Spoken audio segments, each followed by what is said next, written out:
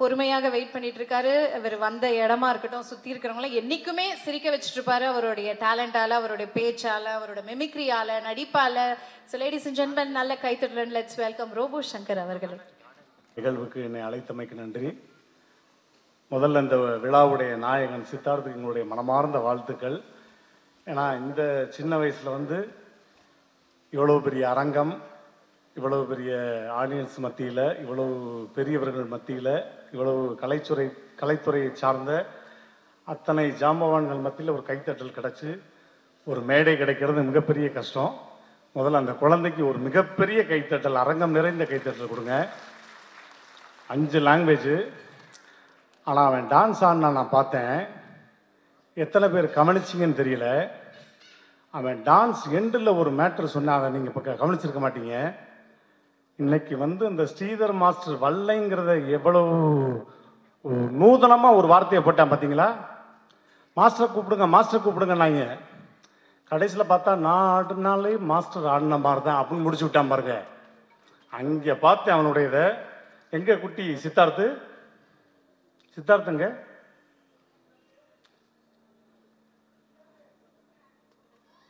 உள்ள போயிட்டானா? உள்ள விட்டுனா விட்டுங்க. சரி, மனமார்ந்த வாழ்த்துக்கள். இன்னும் நிறைய ஆல்பம் பண்ணணும். ஏன்னா எனக்கும் சின்ன வயசில் மிஸ் மேலே நிறைய க்ரஷஸ்லாம் இருந்திருக்கு. இப்போ வரையும் அந்த க்ரஷ் இருக்குது, மெயின்டைன் பண்ணிகிட்டு இருக்கேன். அதாவது ஒரு மரியாதை நிமித்தமான க்ரஷ், அப்படி சொல்ல வர்றேன். கீ டக்குன்னு சிரிச்சிடக்கூடாது. Because I am orthodox family, உங்களுக்கு தெரியும் இல்லையா? அதனால் அந்த விதத்தில் சொன்னேன். உன் வயசுல எல்லாம் நான் எத்தனை ஆல்பம் பண்ணியிருக்கேன் தெரியுமா? என் ஃபோட்டோவெல்லாம் எடுத்து ஒட்டியிருக்கேன் நோட்டில். நிறைய ஆல்பம் பண்ணியிருக்கேன். புரிஞ்சா? புரிஞ்சிருச்சுன்னா ஓகே, தேங்க்யூ. இந்த குழந்தை இன்னும் பெரிய பெரிய நிகழ்வுகள், இன்னும் எதிர்காலம் நிறைய இருக்குது. அதுக்கு பெற்றோர்கள் அவ்வளோ தூரம் சப்போர்ட் பண்ணுறாங்க. அவங்களுக்கு எங்களுடைய மனமார்ந்த வாழ்த்துக்கள். அன்பு குழந்தைக்கு நன்றி. தேங்க்யூ. நன்றி சொல்லிட்டு போனால் எப்படி? இருங்க. அது எப்படி ஒரு வாய்ஸ் கூட இங்கே நீங்கள் எடுக்காமல் எப்படி நாங்கள் உங்களை விடுவோம்? ஏதாவது ஒரு வாய்ஸ் ப்ளீஸ்ண்ணே.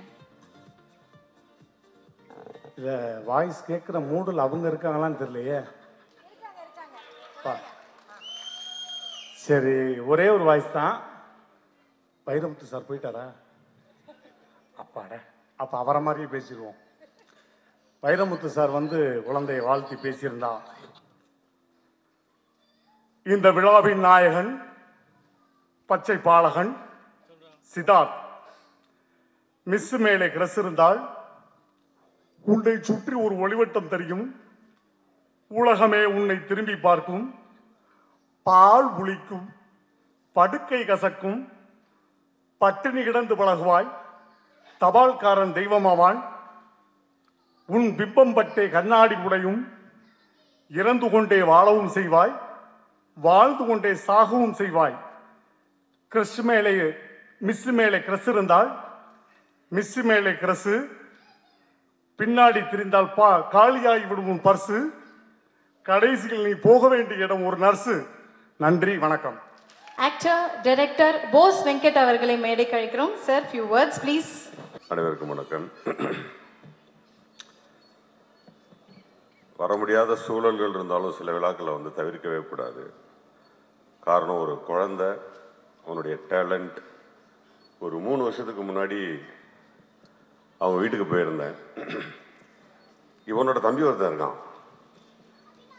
ஆமா, அவன் மேடையே 2 ஆக்கிடுவான். 2 பேருமே ஹைலி டேலண்டட் பர்சன். ரொம்ப ஆச்சரியமா இருந்தது அந்த பசங்களுடைய டேலண்ட். அப்போ சத்யா சொன்னாங்க, இந்த மாதிரி அண்ணன் தம்பி டான்ஸ் கற்றுக்கிறான், அந்த ஸ்டெப்ஸ் எல்லாம் பார்க்குறீங்களான்னு சொல்லிட்டு அதை காமிச்சாங்க. அவன் அந்த வயசுலேயே பயங்கர ஒரு ஆட்டிடியூட் இருந்தது. நல்லா வருவான் அப்படிங்கிற ஒரு எண்ணம் அப்போவே இருந்தது. நிறையா வாழ்த்தினேன் நானுமே. பட் அது வெகு சீக்கிரம் இத்தனை லாங்குவேஜில் ஒரு ஆல்பமாக கொண்டு இறக்குவான் அப்படிங்கிறது நமக்கு தெரியல. அது இன்னும் ஃபாஸ்டான ஒரு விஷயம். ரொம்ப அழகாக பண்ணியிருக்கான் அந்த பையன். ஆக்சுவலாக இந்த பையனை நம்ம இப்போ ஆல்பமில் டான்ஸில் பார்த்துட்ருக்குறோம். இன்னும் வெகு சீக்கிரமே அந்த பையனை நம்ம ஆக்டராக பார்ப்போம். அது இன்னும் நிறைய பேரை ஆச்சரியப்படுத்தும் நான் நம்புகிறேன்.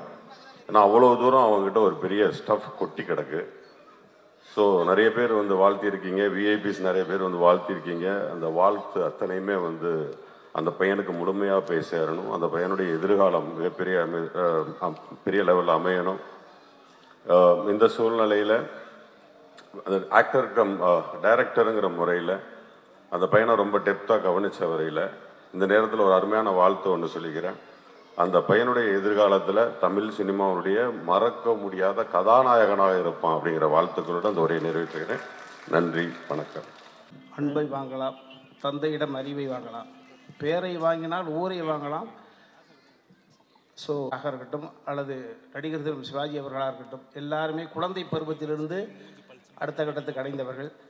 அந்த வகையில் என்னுடைய மண்ணின் மைந்தன் அருமை பிள்ளை சித்தார்த்தோட நிகழ்வு இன்றைக்கி தமிழின் அடையாளமாக இருக்கக்கூடிய கவிஞர் வைரமுத்து உள்ளிட்ட எளிமையின் இலக்கணம் அருமை சோர் ஐயா தேவா சார் உள்ளிட்ட எல்லோரும் இங்கே பார்க்கிற பொழுது ரொம்ப மகிழ்ச்சி. புதுக்கோட்டை என்பது கலைக்கு மட்டுமல்ல, அரசியலுக்கும். இந்த இதன் அன்பு தம்பி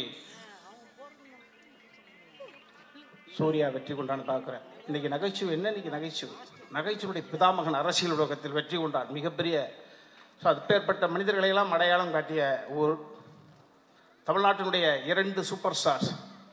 முதல் பிரிக்கப்படாத திருச்சி மாவட்ட பாகவதராக இருக்கட்டும், சின்னப்பா இருக்கட்டும், 2 சூப்பர் ஸ்டாரையும் தந்தது எங்களது பூமி என்று சொல்கிற பொழுது எனக்கு ஒரு பெருமையான விஷயம். நான் தம்பியோட வீட்டுக்கு போகிற பொழுது அதையெல்லாம் தாண்டி இங்கே ஒரு நிகழ்வு. இந்த நிகழ்வு என்பது ஒரு தாய் மாமன் தாயாகவும் இருந்து 2 பிள்ளைகளை வளர்க்கிறாப்பில் பொழுது இந்த கரிகாலன் கற்பையா 2 அற்புதமான சகோதரர்களுடைய உணர்வை இந்த தாய் மாமன் அவருக்கு கொடுக்கக்கூடிய, அந்த ரத்தனம் சாருக்கு கொடுக்கக்கூடிய, எங்கே போனால் மாமா. ஸோ அதெல்லாம் நான் நிறைய நிகழ்வுகள் சொல்வேன். ஒவ்வொருவர் மனிதனை பார்க்கிற பொழுது ஒவ்வொருவரும் நடமாடும் புத்தகம். அவர்களிடமிருந்து நாம் என்ன கற்றுக்கொள்கிறோம் அப்போதான். அந்த வகையில் கரிகாலன் வீட்டுக்கு போகிற பொழுது அந்த பிள்ளையை பார்த்தேன். மலைக்கல்லன் எம்ஜிஆர் மாதிரி ஒரு சின்ன பையன், மினியேச்சர். யாரும் அதுனா ஸ்டக் இது இப்படி ஆடுவான், இவரோட கலை உணர்வு இருக்குது, பாடுவான் ஆடுவான், எதுவுமே தெரியாது. ஜஸ்ட் ஸ்ட்ரைட்டாக பார்த்த உடனே தம்பி மலைக்கல்லன் எம்ஜிஆர் மாதிரி இருக்கு பாப்பண்ணா. ஆமாண்ணே, அவன் கலையில் இவ்வளோ விஷயங்கள் இவ்வளோ கற்றுருக்கான் அப்படின்னு. அப்புறம் பார்த்தா மலைக்கல்லன் எம்ஜிஆரோட அம்மா பேர் சத்யா. சரி, இதெல்லாம் ஒரு கோஇன்சிடென்ட். ஸோ கரிகாலன் 2 அடி பெண்ணல் எடுத்தாலும் கூட சித்தார்த்தனுடைய கரம் பிடித்த அவருடைய அற்புத தாய் எனது அன்பு தங்கை சத்யா இந்த மகனை உச்சத்தில் உயர்த்தி காட்டாமல் ஓய மாட்டார்கள். அந்த வகையில் நல்ல அற்புதமான, அதனால தான் பாருங்கள் எனது மகன் சாண்டி மாஸ் கூட ஓடி வந்திருக்கான் பாருங்கள். நல்ல இதயங்கள். எங்கள் மண்ணினுடைய மைந்தர் கருணாஸ் அவர்கள் எதிர்காலத்தினுடைய சட்டமன்ற உறுப்பினர், முன்னாள் சட்டமன்ற உறுப்பினர், எதிர்காலத்தில் சட்டமன்ற உறுப்பினர். ஐயா முன்னாள் இணைவேந்தர் சுப்பையா ஐயா வந்திருக்காங்க. எனது அருமை சோர் எளிமையின் இலக்கணம் இளவரசி ஐயா வந்திருக்காங்க. அன்பு தம்பி சங்கர் வந்திருக்கான். பெரிய நிகழ்ச்சியான விஷயம். ஆமாம், இங்கே வந்து பார்த்தா ஜாதி மதங்களுக்கெல்லாம் தாண்டி இந்து முன்னணியில் இருந்த சாமி வந்து உட்காந்துருக்காரு. அட்டா, ஒரு கரிகாலனுடைய சேமிப்பை பாருங்கள்ல. ரொம்ப அற்புதமான நிகழ்வு. இந்த குழந்தையை கொண்டாடுவதற்காக நீங்கள்லாம் வந்திருப்பது என்பது தனிப்பட்ட முறையில் இந்த குழந்தையினுடைய பெரிய பாவாக நானே ஒரு பொறுப்பெடுத்துக்கிட்டு உங்களுக்கெல்லாம் நன்றி சொல்வதை ஒரு பெருமையாக நினைக்கிறேன். ஒரு விஷயம், அடுத்த தலைமை இந்த நிகழ்வின் மூலமாக சரி கரிகாலன் இதன் மூலமாக என்ன சொல்ல வர்றார் நாட்டுக்கு, அது ஒரு கேள்வி வரும்ல. ஒன்றும் இல்லை, குழந்தைகளை பெப்பது முக்கியம் இல்லை. நான் சமீபத்தில் ஒரு நிகழ்வுக்காக போயிருந்தேன் திருப்பூருடைய அடையாளம் பப்பீஸ் மிஸ்டர் சக்திவேல். அவர் என்னோடு ஒரு நேரத்தை ஒதுக்கி என் கூட ட்ராவல் பண்ண ஆசைப்பட்டாங்க. ஒரு 3 மணி நேரம் அவர் தனிமையோடு இருந்த பொழுது 15,000 பேருக்கு ஓனரு பப்பீஸ் மிஸ்டர் சக்திவேல். அவர் திருப்பூருடைய அடையாளம் அவர் தான். அவர் சொன்னார், இப்படி எனக்கு உரிமை கொடுத்த உடனே பேச்சு போயிட்டே இருந்த பொழுது, இவ்வளவு தொழிலாளர்கள் இவ்வளவு தொழில் வச்சுருக்கீங்க, ஏன் ஒரே ஒரு குழந்தையோடு நிறுத்திட்டீங்கன்னு கேட்டேன். குழந்தை பெக்கிறது ரொம்ப ஈஸி, அதை வளர்க்குறது பெரிய டாஸ்க். குழந்தை எதிர்காலத்தில் வளர்த்து இந்த சமுதாயத்துக்கு சரியான பிள்ளையாக கொடுப்பது என்பது சாதாரண விஷயம் கிடையாது குழந்தை.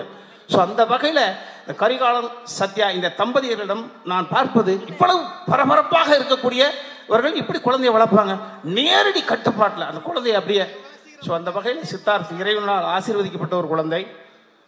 சரீரம் சாரீரம் 2 இருக்குது. எக்ஸ்ட்ரா கரிக்குலர் ஆக்டிவிட்டீஸ் சொல்லிக்கிட்டே இருக்கமே, என்ன அது எதை கொடுக்கும்? புத்தகத்தை பார்த்தோம், படித்தோம், மனப்பாடம் பண்ணோம், தேர்வு எழுதோம், வெற்றி பெற்றோம், அதல்ல. Self confident. இந்த சமுதாயம் எந்த நேரத்திலும் எது வேணாலும் செய்யும். அதிலிருந்து தன்னுடைய என்ன சொல்றது உடம்புக்கு மட்டும் இம்யூனிட்டி பத்தாது, மனசுக்கு வேணும், தோல்வி தாங்குற சக்தி வேணும். முத்தமிழ் டாக்டர் கலைஞர் தோல்விகளை தாண்டி 96 வயசு வரைக்கும் ஒவ்வொருத்தருக்கும் இந்த சமுதாயத்தில் நிகழ்காலத்தில் நிறைய பேர் அடையாளமாக இருக்காங்க. ஸோ அந்த வகையில் சரீரம் என்பது உடம்பு, சாரீரம் என்பது குரல். எவன் ஒருவன் தனது உடம்பையும் தனது குரலையும் காதலிக்கிறானோ அவன் இந்த சமுதாயத்தால் கெடுக்கவே முடியாது அந்த பிள்ளைய. அந்த வகையில் இவன் அற்புதமாக பாடுறான். 5 மொழி, அது சாதாரண விஷயம் கிடையாது. அவனிடம் ஒரு ஞானம் இருக்கிறது. இந்த ஞானத்தை அடுத்த கட்டத்துக்கு நகர்த்தி கொடுப்பதற்கான வல்லமை இந்த குடும்பத்தில் இருந்திருக்கு. அவரை அடையாளப்படுத்தி அந்த குழந்தைய அடுத்த கட்டத்துக்கு நகர்த்தி போனாங்க. தனிப்பட்ட முறையில் இந்த பிள்ளை அடுத்து அவர்கள் தேர்ந்தெடுக்கக்கூடிய அந்த சூழலை பொறுத்து நிச்சயமாக மிகப்பெரிய ஒரு உச்சத்தை தொடுவான். வந்து வாழ்த்திய அத்தனை இதயங்களுக்கும் நன்றி நன்றி நன்றி.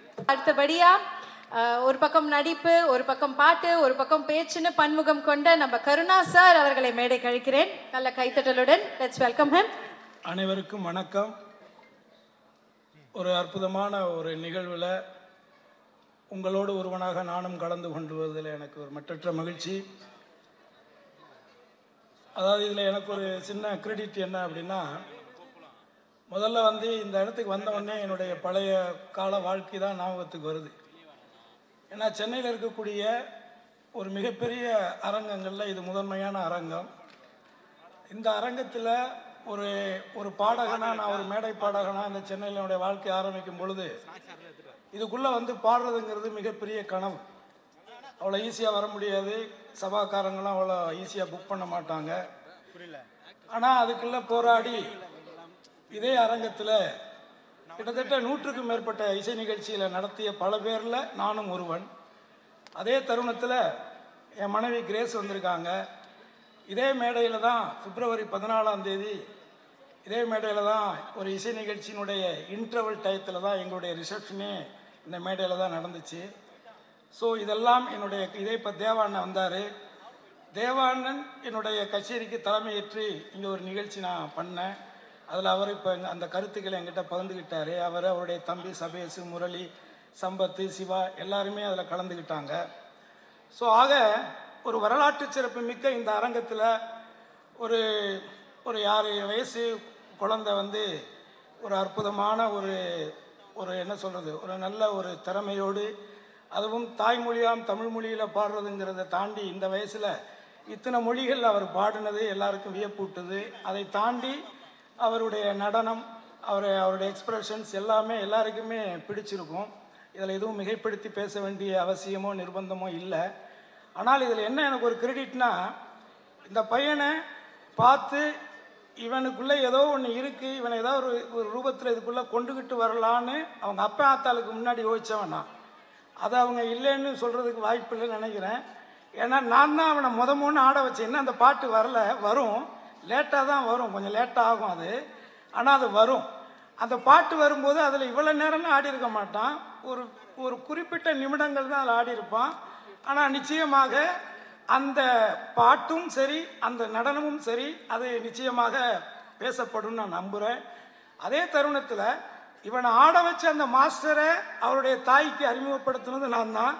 அதே மாதிரி அந்த மாஸ்டரை என்னுடைய ஆல்பத்தில் முதல் அவரை கோரியோகிராஃபராக இன்ட்ரடியூஸ் பண்ண ஒரு பாக்கியமும் கடவுள் எனக்கு தான் கொடுத்தான்.